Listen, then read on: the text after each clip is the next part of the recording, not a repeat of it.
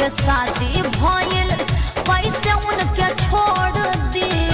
बचपन के प्यार के हम दिल से कैसे